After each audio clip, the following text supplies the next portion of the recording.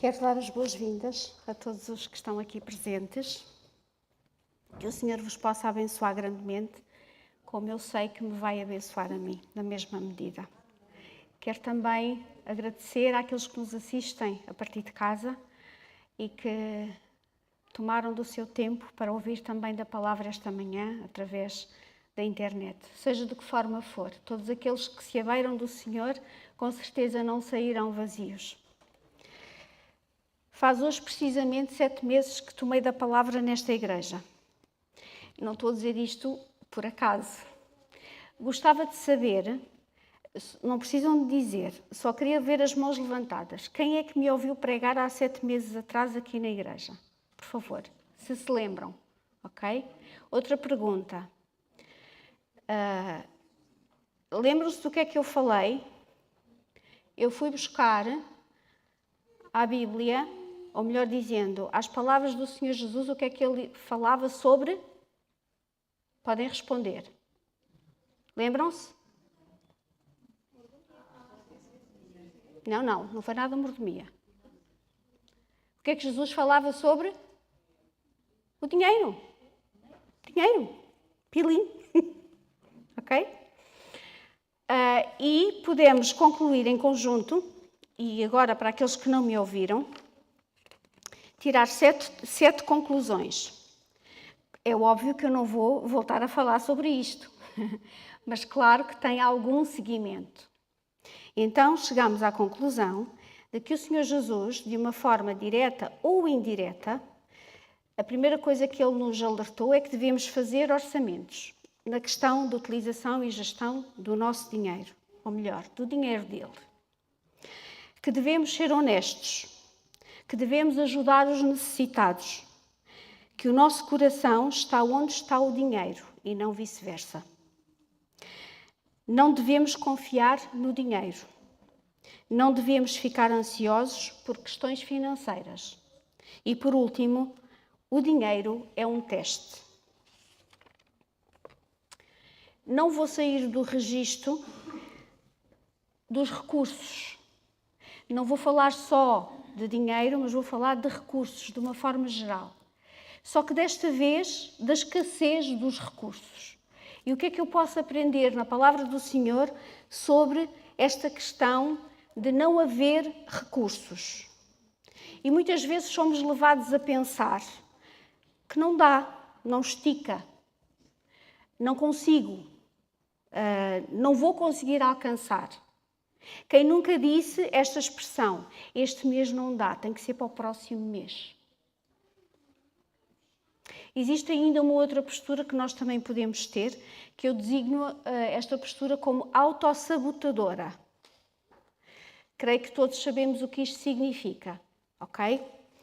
Autossabotadora significa que eu própria me saboto. Alguém me ajuda com um sinónimo?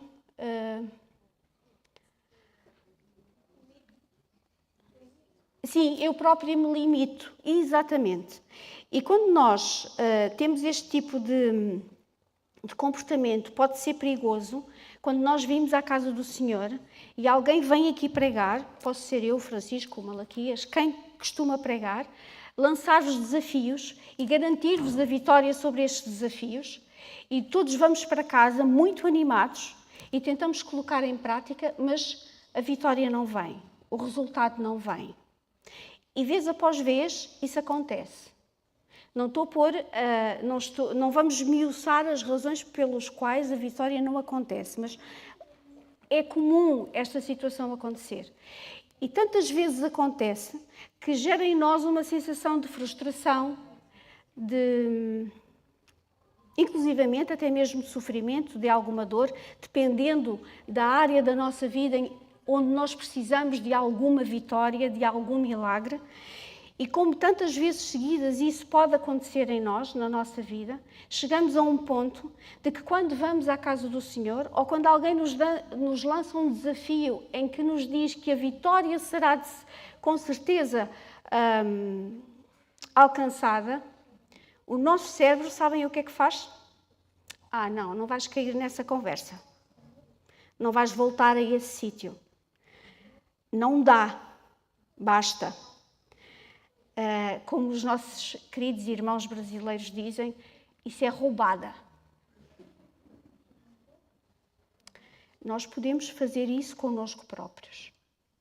Relativamente aos milagres que podem acontecer na nossa vida, às vitórias que podemos alcançar, porque vez após vez, o percurso que nós fizemos, o nosso cérebro fez a leitura de que não vamos conseguir, não dá, não tem os recursos. E é neste registro que eu queria convosco alcançar esta dualidade de derrotado e vencedor. Existem pessoas que são capazes de entender que o que têm não dá, não é suficiente, mas não é por isso que vão desistir ou que desistem. E muitos construíram a partir do nada. Empresas. Muitos construíram a partir do nada relacionamentos, famílias fantásticas, onde se tornaram homens e mulheres de valor completos. A partir do nada. Esses são os vencedores. Mas depois também temos aqueles que, de alguma forma, se lamentam e dizem: o meu pai não me ensinou, o meu pai não teve os recursos, como é que eu posso ter uma boa educação se eu não andei nas melhores escolas? Nunca fiz isto, nunca fiz aquilo, e não saímos deste registro. Vou propor-vos que olhemos para 4 histórias que encontramos na Bíblia, que são extremamente conhecidas por todos nós, mas eu proponho-vos que coloquemos uns óculos diferentes ao ler e ao abordar estas histórias, que nos vão ajudar a resolver e a tentar perceber como encontrar algumas respostas para esta expressão que nós tão comumente dizemos: não dá, não posso, não consigo, não dá mais. Convido-vos a abrir a Bíblia no livro de João. Serão apenas versículos que eu irei evocar, mas que vão facilmente identificar a história neles contida. Portanto, João 6, verso 9.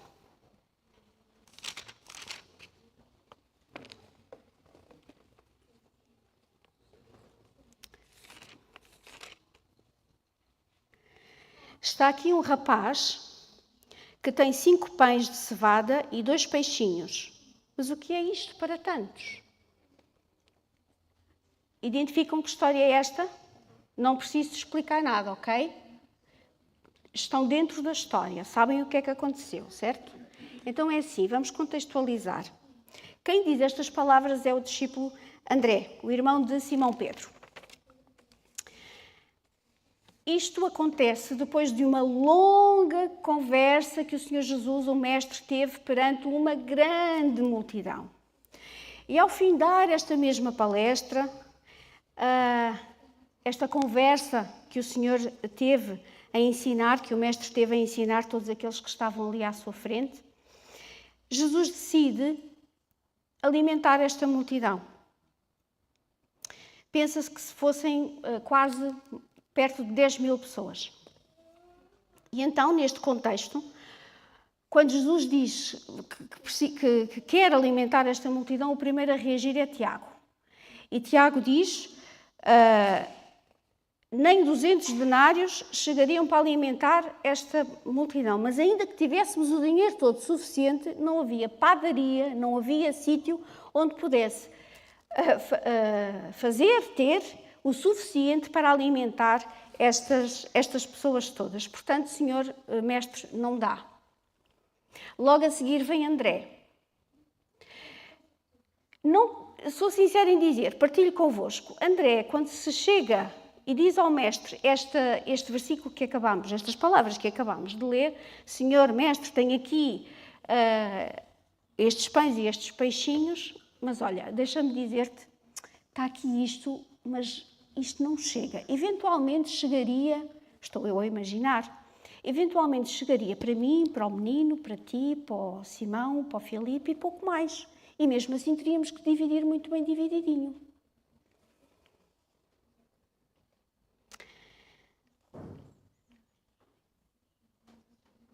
Vamos voltar a ler o mesmo versículo. Aqui está um rapaz que tem 5 pães de cevada e 2 peixinhos. Mas o que é isto para tantos?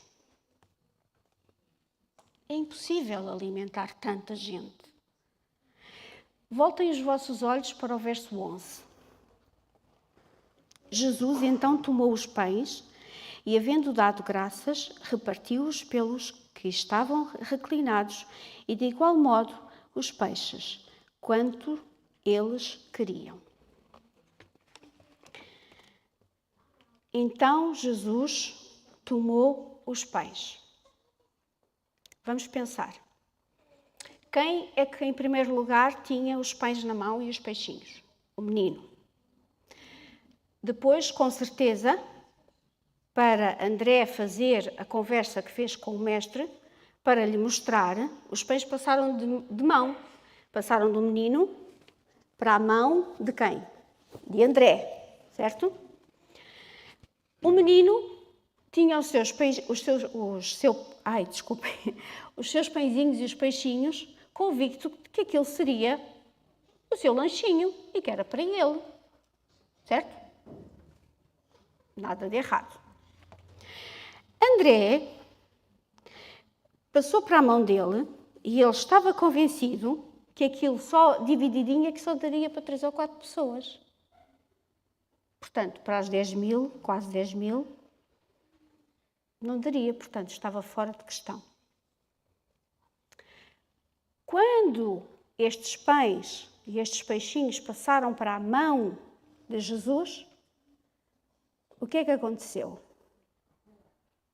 Jesus então tomou os pães, havendo dado graças, repartiu-os. E a gente sabe o que aconteceu, certo?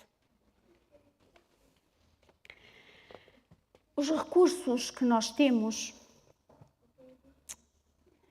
é certo, e não é mentira nenhuma, que por vezes podem não ser suficientes. E nós temos essa consciência.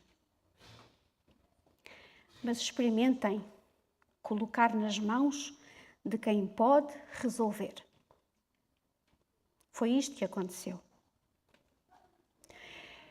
Uma das coisas que eu refleti sobre esta questão de colocar, entregar nas mãos do mestre o pouco que nós temos para ele resolver, e este pouco pode ser família, pode ser relacionamentos, pode ser profissão, pode ser o que for.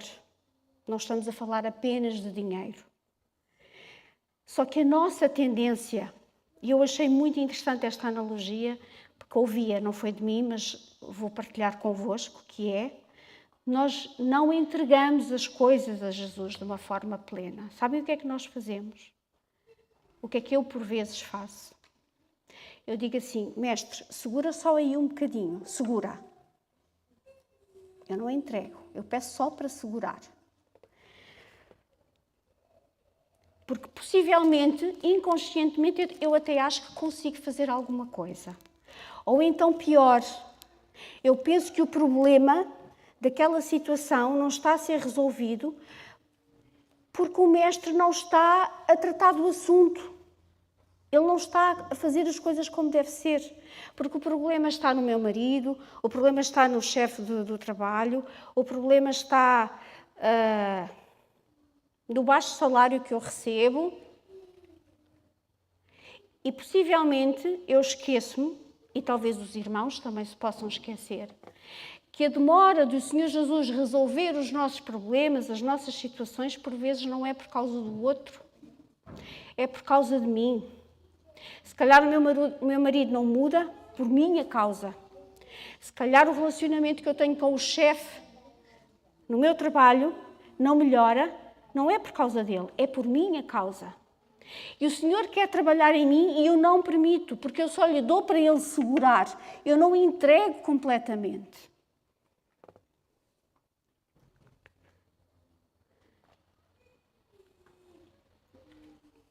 estes 2 versos que nós acabamos de ler é para eu tomar consciência de que eu não tenho o suficiente. O que eu tenho é pouco. Mas se eu colocar nas mãos do Senhor, se eu entregar verdadeiramente em quem pode fazer crescer, a solução está nas mãos dele. E perguntam os irmãos, mas o que é entregar verdadeiramente? Isso dá para outro sermão. Mas de uma forma resumida, entregar completamente ao Senhor é realmente entregar. E de uma forma muito ativa, muito intensa com este Criador que nós dizemos que aceitamos e acreditamos e seguimos, tentar com todas as nossas forças, ouvir as suas orientações, perceber o que está escrito na sua palavra para a nossa vida e segui-lo também verdadeiramente. Vamos ter altos e baixos. Claro que vamos ter altos e baixos. Vamos sofrer. Mas o Senhor está lá. Aquele que não tem sabedoria faz o quê? Peça a Deus. Alguma situação mais complicada? Fazei prova de mim. Entregar e não pedir para segurar. Esta é a primeira conclusão que eu tiro desta história. Vamos ao segundo texto bíblico. 1 de Reis 17:12.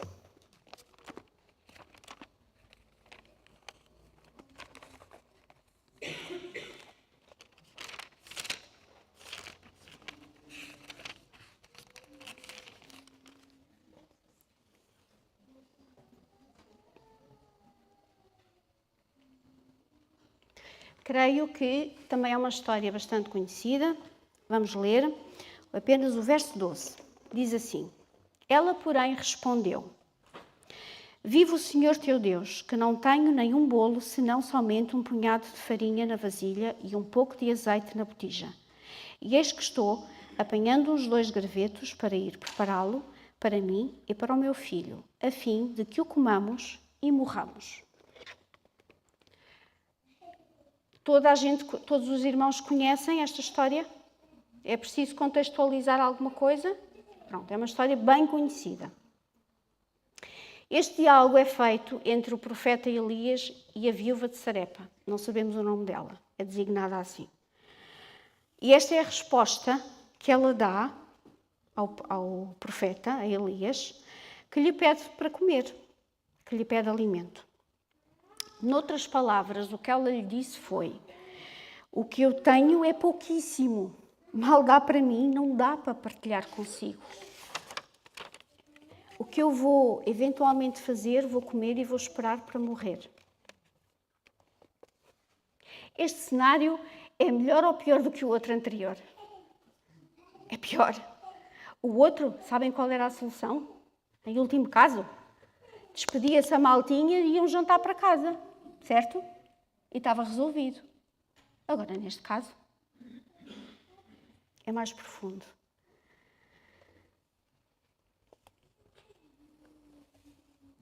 A vida desta mulher e do seu filho estava no fim. Contudo, o profeta mantém a sua postura. Vamos ler no verso 13. Diz assim: Ao que lhe disse Elias: Não temas, vai, faz como disseste. Porém, fazes isso, primeiro para mim um bolo pequeno e traz-me-o aqui. Depois farás para ti e para o teu filho. Elias não desarmou. Parece que há aqui um bocadinho de falta de compaixão para com esta viúva. Mas sabem, meus queridos, quando, apesar das dificuldades, e acredito que a angústia desta mãe fosse, eu nem quero avaliar, até me comovo ao pensar nisto. No entanto, por mais difíceis as situações que nós possamos passar, se nós realmente, ainda que numa fase de dor, sofrimento, continuamos a acreditar no Senhor e confiamos, o Senhor nos dará discernimento para fazer o que é certo. E Elias, ao manter esta postura e a pedir dela na mesma a divisão irmamente por eles os 3, só revela uma coisa: E a palavra diz o que é que revela. Embora esta viúva não tenha possivelmente visionado esta questão. Se nós formos ao verso 9 deste mesmo capítulo, o que é que lá está escrito?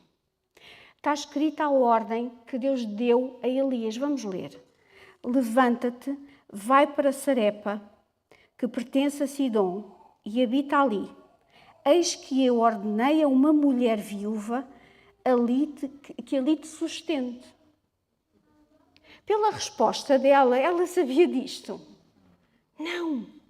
E sabem porque é que Elias estava ali? Com certeza sabem, mas eu vou dizer. Ele andava fugido do rei Acabe. Ele foi para uma zona onde o rei Acabe não iria procurá-lo, porque já estava fora do território. E quando Deus diz a Elias para ir para este lugar, Sarepa, que tinha lá uma mulher que o iria sustentar, Elias estava confiante de que Deus iria prover tudo. Assim como proveu o quê? Antes, os corvos que lhe traziam a carne e a água no rio. O rio secou. Ele teve que sair dali. Já pensaram que o Deus de Moisés, que fez brotar água na rocha, deixou que aquele rio secasse? Ele não tinha poder para manter o rio a correr. Os propósitos do Senhor, nós por vezes, ou quase nunca, conseguimos alcançá-los. Só depois de vivê-los é que conseguimos perceber a ação de Deus na nossa vida. E Elias saiu dali, fez o que Deus lhe mandou e foi ter com esta viúva. Tudo isto que acabei de vos relatar, esta viúva não sabia. Mas eu sei que ela sabia que, apesar de tudo, ela devia fidelidade. E era um homem de Deus que estava ali. E ela foi fiel. E fez o que ele lhe disse. Por isso, o primeiro bolo, o que é que o Elias disse? Não vamos ler, porque sabemos, acabámos de ler. O primeiro bolo era para quem? Para ela ou para o filho? Não, para Elias. A primeira parte é para quem? Fazendo a analogia, sempre. Não interessa a quantidade. É para quem? É para Deus. E depois o sustento vem para os outros.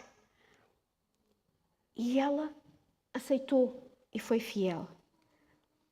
Somos fiéis. Se formos fiéis nos recursos que o Senhor nos dá, Ele nos sustentará. Quase que me arrisco a dizer. Se tudo o que tu... Imaginem Deus a falar-vos desta maneira.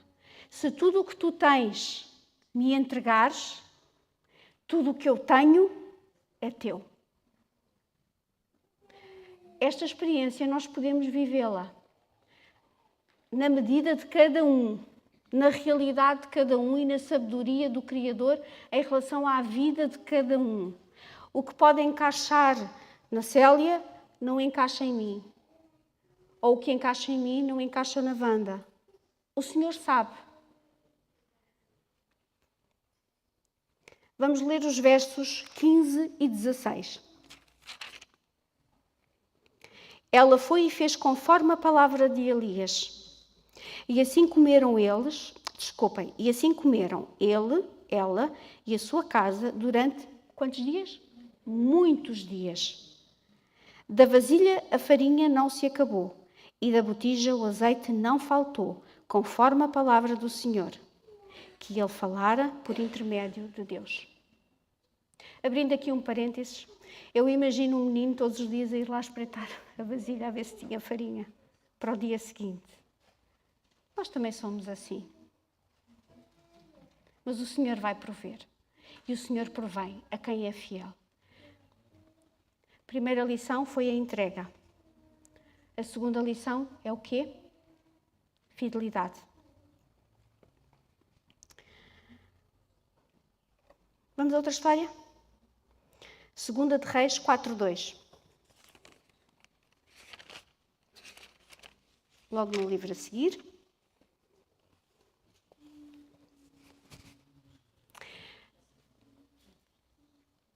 Outra viúva, só que esta numa outra condição. 2 de Reis 4:2, diz assim: perguntou-lhe Eliseu: que te hei de fazer? Faze-me o que dize-me o que tens em casa. E ela disse: tua serva não tem nada em casa, senão uma botija de azeite. Todos conhecem esta história? É tranquilo? Contextualizando. A tua serva não tem nada. Foi a primeira reação quando Eliseu perguntou a ela o que é que ela tinha, porque ela foi-lhe pedir ajuda. Esta viúva, infelizmente, tinha ficado com as dívidas do seu marido. Passando para os dias de hoje, há situações, há problemas, inclusivamente dívidas, que podem vir parar à nossa mão que nós não temos qualquer ação sobre isso. No entanto, vêm parar à nossa mão. As situações vêm ter connosco. E nós depois é que temos que dar, como se costuma dizer, pai à criança, não é? E neste caso a viúva estava numa situação dessas. Pior ainda, o credor ou os credores estavam de tal maneira a pressioná-la que provavelmente o que iria acontecer era os filhos iriam ser retirados e num período máximo de 7 anos iriam trabalhar para pagar a dívida e só ao fim de 7 anos é que seriam devolvidos a esta mãe. Podem imaginar o coração desta mulher? Esta mulher procurou Eliseu. Tinha um processo na justiça, como nós hoje em dia poderíamos dizer. E ela vai dizer que o que tem não é suficiente. O que tenho não dá para nada. Não dá. Perante este cenário, olhemos para trás. Os pães e os peixinhos não eram suficientes para alimentar a multidão. Contudo, a entrega destes recursos na mão da pessoa certa, Jesus tornou realidade a alimentação, que era aquilo que era preciso naquela altura. A farinha e o azeite da viúva também não chegavam. Mas a fidelidade desta mulher alimentou-a por quase, não chegou bem, mas quase 3 anos. Um fundinho de farinha e um fundinho de azeite. Chegou para quase 3 anos. E agora é um problema com um credor. O profeta pergunta, mais uma vez, o que é que você tem? Diga lá, eu não sei o nome, vamos dizer o nome mais comum em Portugal é Maria. Diga lá, Dona Maria, o que é que a Dona Maria tem? Eu não tenho nada. É óbvio que tem qualquer coisa. Mas o problema, mais uma vez, é que quando, perante uma situação de grande dificuldade, os nossos olhos parece que se vedam, não é? E somos incapazes de valorizar o pouco que temos. Vamos ler o verso 3. Diz assim: ele disse-lhe: vai, pede emprestada vasilhas a todos os teus vizinhos, vasilhas vazias e não poucas. O que é que ela tem? O que é que ela tem? Não. O que é que Elias lhe mandou fazer? Ir a quem? Aos vizinhos. Então ela tem vizinhos, certo? Tem vizinhos. A seguir, verso 4. Depois entra e fecha a porta sobre ti. O que é que ela tem? Uma casa. Certo? Não estou a ler mal, pois não? Tem vizinhos, tem uma casa e a seguir. E sobre os teus filhos, o que é que ela tem mais? Filhos. Portanto, tem vizinhos, tem uma casa, tem filhos e a gente já sabe que ela tem uma botija com azeite. Ela viu isto. Não, eu não tenho nada. Não tenho nada. Cuidado. Há uma expressão de um pastor que eu costumo ouvir, que ele diz: nós quando estamos a rir de alguma situação, cuidado para não estarmos a rir de nós mesmos. Quantas vezes nós olhamos e não vemos? É verdade, as situações podem ser tão difíceis que os nossos olhos não veem. E o problema ofusca as possibilidades, ainda que poucas, que estão à nossa frente. É muito comum nós esquecermos também como o Senhor nos guia no passado. É muito comum, em situações de sofrimento, deixarmos ficar a nossa mente turva e não nos lembrarmos das bênçãos e como chegámos até aqui. Mas os milagres acontecem pela mão do Senhor nas nossas vidas. É preciso nós não nos esquecermos disso. E Eliseu utilizou os recursos que existiam, que ela dizia que não tinha. O que é que esta mulher precisava? O que é que eu preciso? O que é que os meus queridos irmãos precisam? Sabem do quê? Visão. Entrega. Digam. Entrega. A seguir. Fidelidade. E agora? Visão. Vamos à última história. História real, ok? Ela encontra-se em 1 de Samuel, no capítulo 17. Também é uma história muito conhecida. Creio que não há criança nenhuma que não conheça essa história. No capítulo 17, no verso 33. Aqui está um desafio lançado aos filisteus. E alguém, que nós sabemos quem vai ser, quando lermos, no capítulo 17, verso 33, que é o que nós vamos ler, diz assim: Saúl, porém, disse a David: Não poderás ir contra este filisteu para pelejar com ele, pois tu ainda és moço, e ele homem de guerra desde a sua mocidade. Esta história é um bocadinho mais elaborada. Ou seja, Saúl disse, virou-se para David: Ó David, tem calma porque não dá. O que tu tens, o que tu és, não te ponhas nessas avarias, porque ele é um homem de experiência, além de ser um gigante. Porque o desafio que foi colocado aos filisteus era, pronto, vamos resolver isto homem com homem, não é? E ele estava à espera que alguém chegasse à frente. Quem é que resolveu chegar à frente? O nosso David.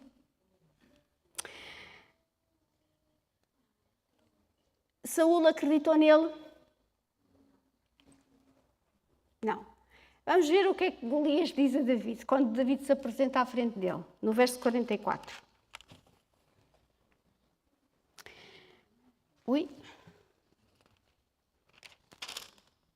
Eu já estava a procurar no capítulo 18, é no 17 ainda. Verso 44. E disse mais o filisteu a David: Vem a mim, e eu darei a tua carne às aves do céu e às bestas do campo.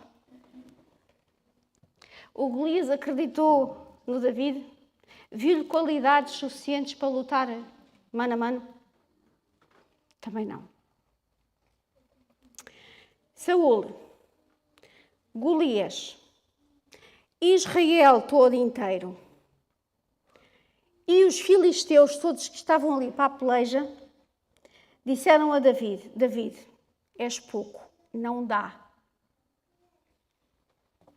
E para Deus? Ele era suficiente. Deus só precisava de um homem. E estava ali David. Muitas das vezes a maioria daqueles que nos rodeiam, não interessa a origem, até aqui dentro isso pode acontecer, não acreditam em nós. Não acreditam no poder de Deus nas nossas vidas de tal forma para que os milagres aconteçam. Isto que eu estou a dizer é muito sério e muito duro, mas é a verdade. Isto foi o que aconteceu em David, nesta situação específica.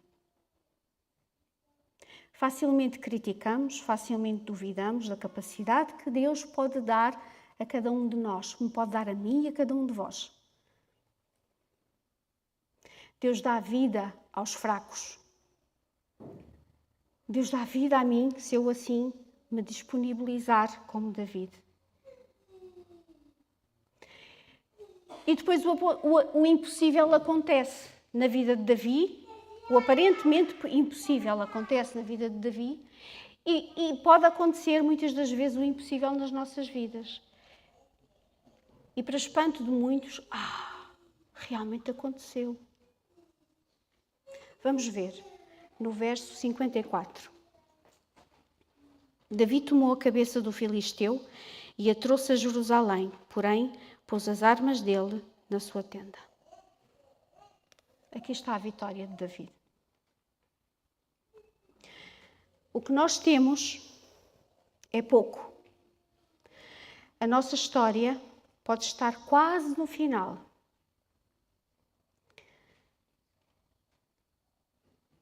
Deixaram-nos grandes problemas nas nossas mãos e ninguém acredita em nós.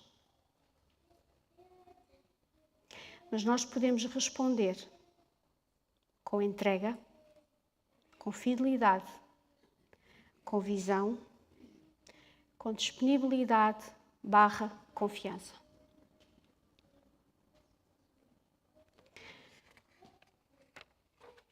Quando alguém, ou mesmo o próprio Senhor, nos chamar, nos pedir para fazermos alguma coisa, para entregarmos alguma coisa,